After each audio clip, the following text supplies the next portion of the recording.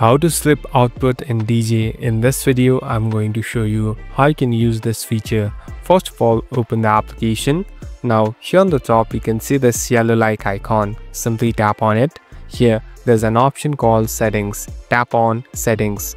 Now we're in this settings interface. Here, you can customize and make different changes in the application. Here, there will be a section called split output. Simply tap it and turn it on. So as you can see, it has been turned on. Now you'll be able to get a slider too. So you can even adjust the sliders, and here you can even customize the sound and the output. So it's according to your customization and how your music or sound wants to be. At last, simply go back and you're all set to go. Thank you for watching this video. I hope this video will help you.